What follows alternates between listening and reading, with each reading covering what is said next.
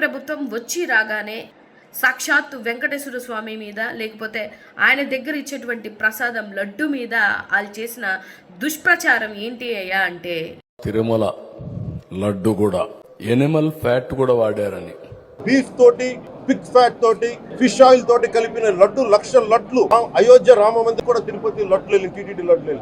పాపం వీళ్ళు జగన్మోహన్ రెడ్డి గారి మీద, వైఎస్ఆర్సీపీ పార్టీ మీద మేము నిందేసేసాము అని సంకలు గుద్దుకున్నా ఇది ప్రపంచంలో ఉన్నటువంటి హిందువుల మనోభావాలని మొత్తాన్ని దెబ్బతీసే విధంగా మీరు ఇచ్చినటువంటి స్టేట్మెంట్లకి ఇవాళ చంపలేసుకొని సారీ చెప్పాల్సినటువంటి అవసరం వచ్చింది. జంతువుల కొవ్వు, పంది కొవ్వు, బీఫ్ కొవ్వు అని చెప్పేసి అడ్డగోలుగా మాట్లాడినటువంటి మీరు సిట్ ఇచ్చినటువంటి దాంట్లో ఎటువంటి జంతువుల కొవ్వు, అదే బీఫ్ కొవ్వు కానీ పంది కొవ్వు కానీ కలవలేదు అని చెప్పడం జరిగింది.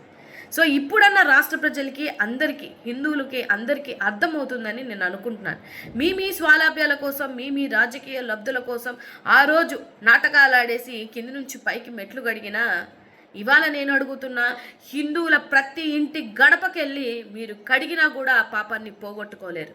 ఎందుకంటే సాక్షాత్ వెంకటేశ్వర స్వామి మీద, ఆయనకి ఇస్తున్నటువంటి అతి పవిత్రమైనటువంటి లడ్డు మీద మీరు వేసినటువంటి దుష్ప్రచారం రాబో రోజులలో మీకు గట్టి సమాధానమే చెప్తుందని నేను అనుకుంటున్నాను.